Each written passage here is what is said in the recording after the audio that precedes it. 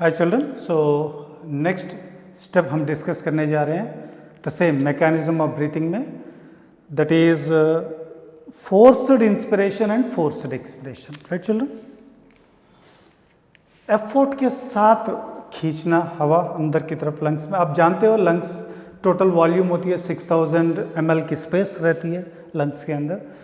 तो इसमें normal breathing के टाइम में 500 ml की एयर चले जाती है अंदर बाहर। This is we call it a tidal volume children, we call it as tidal volume.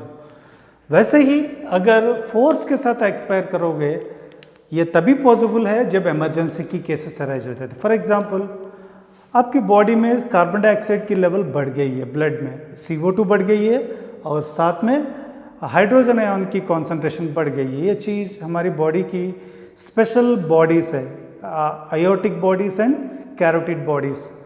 दी यहाँ पे स्पेशलाइज्ड मॉडिफाइड टिश्यू होती है जो यहाँ केमिकल को डिटेक्ट कर लेती है और ये चीज़ आपकी पॉन्स पे मैसेज भेजते हैं। Pons varolii is a part of hind brain that sends a signal for them and telling them that, उसको बता रही है कि भाई CO2 की लेवल मात्रा बढ़ गई है, ज़्यादा लेवल पे हो गई है।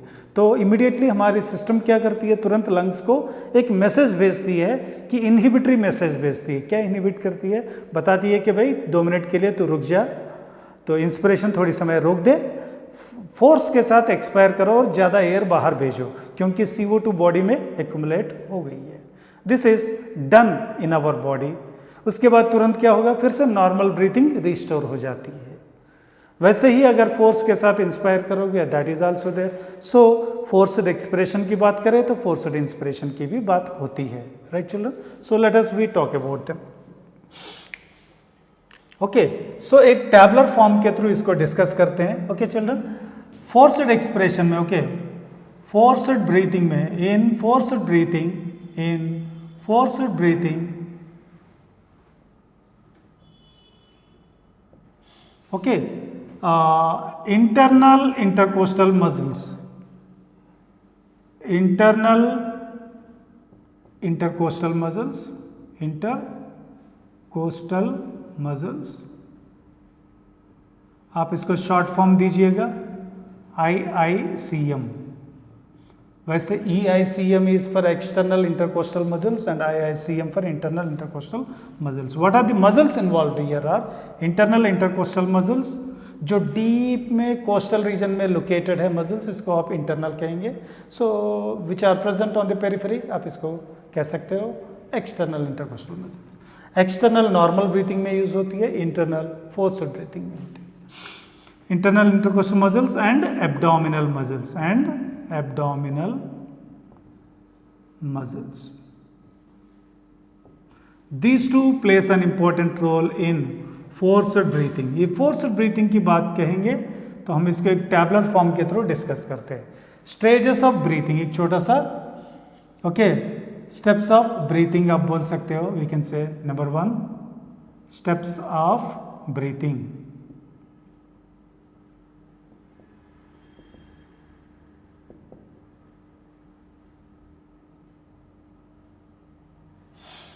ओके, पूरी चीज़ समराइज करते हुए हम लोग फोर्स्ड ब्रीथिंग में क्या होता है ये डिस्कस करने जा रहे हैं।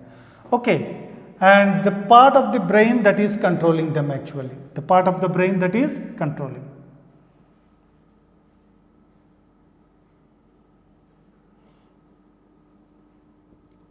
Part of brain controlling those efforts. Okay, similarly आप यहाँ पे ये भी कहिएगी whether it is active use energy और पैसिव नो एनर्जी यूसेज। ये है पैसिव। एक कॉलम इसके लिए बना लीजिए।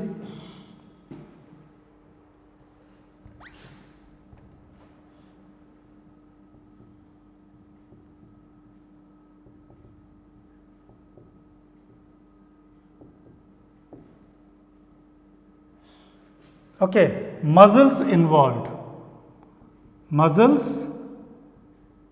इन्वॉल्व, कौन से मसल्स इन्वॉल्व हुए? ओके, मसल्स इन्वॉल्व है, अगर इन्वॉल्व है तो क्या हुआ, कंट्रैक्ट हुई या रिलैक्स हुआ?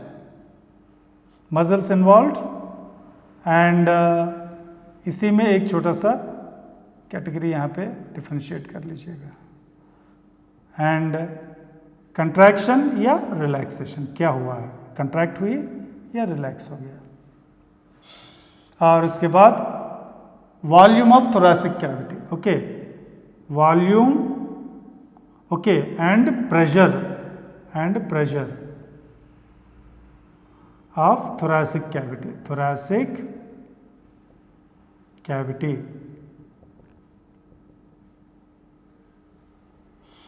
Okay, and then what is the result तो आपको यहाँ पे स्टेप्स ऑफ ब्रीथिंग में भी आपको समझ में इजीली आ जाएगी।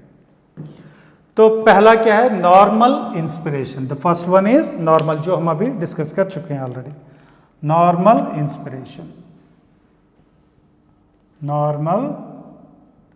Inspiration,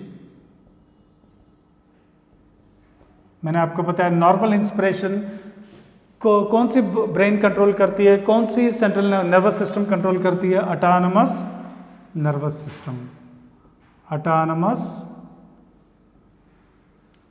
nervous system. ये ऑटोमेटिक है, ना इसको आप कंट्रोल कर पाओगे, ना इसको रोक पाओगे, ना इसको एनहांस कर पाओगे, और ऑटोमेटिक है। So it will not work according to your will as well as wish.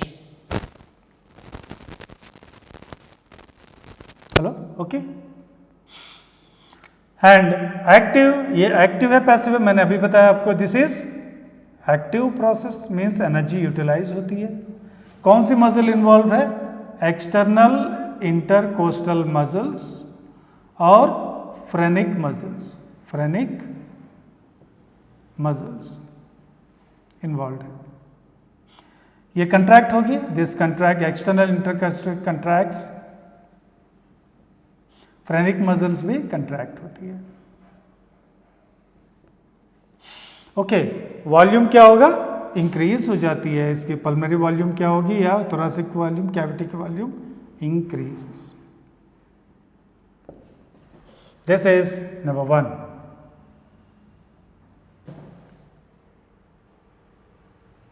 Right children?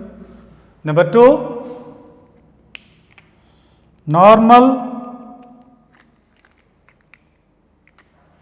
normal expiration. Normal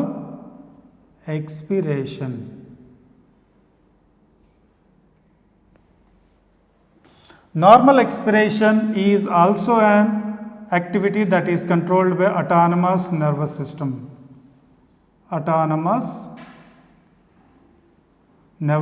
जो आपके विल और विश के ऊपर डिपेंड नहीं करती है।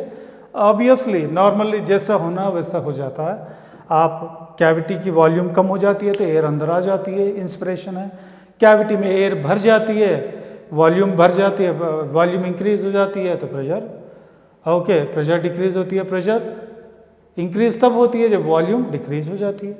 So this is depends upon that air will be moving out and in automatically because it is controlled by autonomous nervous system of the body.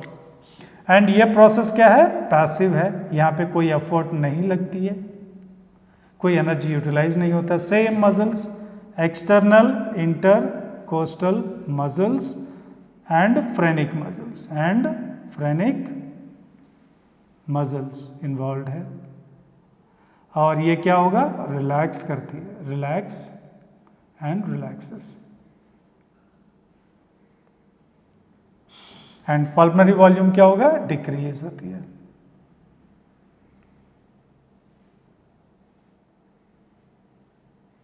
Decreases. This is number 2। And important point अभी discuss करने जा रहे हैं, जो चीज़ हम ये topic के लिए एक्सटेंड कर चुके हैं टाइम। दिस इज सो अभी है फोर्सिबल एक्सपिरेशन।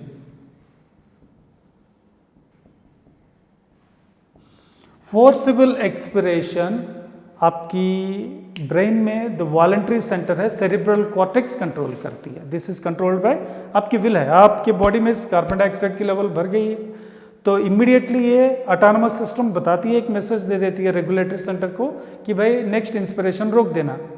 तो क्या करना होगा आपको, तुरंत फोर्स के साथ कार्बन डाइऑक्साइड जो एक्यूमुलेट हो गई है बॉडी में उसको फोर्स के साथ बाहर भेजना है, एफर्ट लगती है।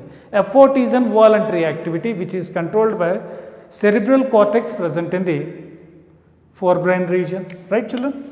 So cerebral cortex is controlling, cerebral cortex which is voluntary, this is voluntary, this is involuntary, this is also involuntary.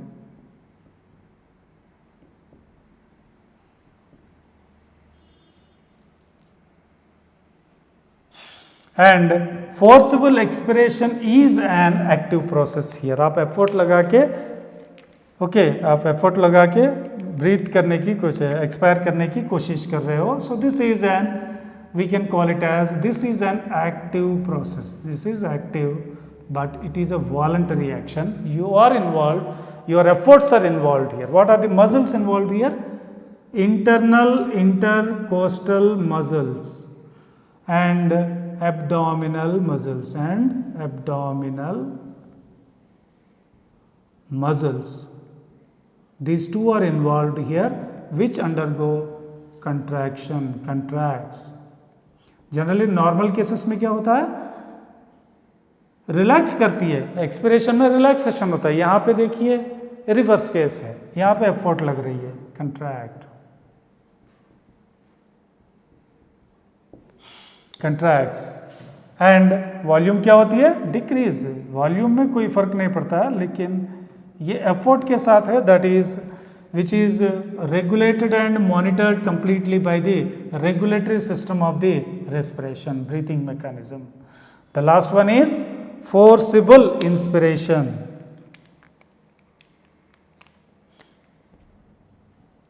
Forcible inspiration,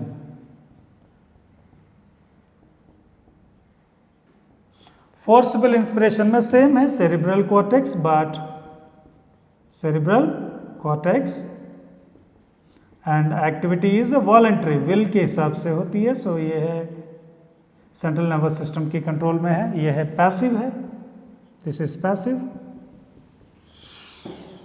okay, this is passive. And what are the muscles involved? Internal intercostal muscles and abdominal muscles, abdominal muscles. Okay, and what happens? Relaxes, relaxes, relaxes and increases. जब thoracic volume increase होती है तो क्या होगा, pressure decrease होगी। Pressure decrease होगी तो air बाहर से अंदर की तरफ खींचा जाता है। वैसे ही अंदर प्रेशर बढ़ जाती है तो वॉल्यूम घट जाती है, तो एयर अंदर से बाहर की तरफ मूव कर जाती है। So this is, these two are always discussed by the regular teachers at board level children. लेकिन ये दोनों चीज़ अपनी नीट, हमारी NEET exam point of view के लिए मोस्ट इम्पॉर्टेंट है। ये चीज़ कोई डिस्कस नहीं करता है। So that's why this is very important for us for our discussion in today's content. Okay children, ये है हमारी पॉइंट जो हमारी डिस्कशन के लिए इम्पॉर्टेंट है आज के दिन। हाँ, कुछ टीचर्स ये पॉइंट भी डिस्कस कर लेते हैं, लेकिन ये चीज़ नहीं होती है। सो ये सारी चीज़ें एक टैबलर फॉर्म के थ्रू हमने डिस्कस कर लिया। फोर्स्ड ब्रीथिंग में क्या एफर्ट लगती है and we compare them with them normal inspiration. These are two different steps, right children. So any doubts, आप अपने डाउट्स क्वेरी कॉलम में डालिए, आप जानते हो, and you can follow up with your questions, right children. Thank you very much. We end this topic today here, right? Thank you.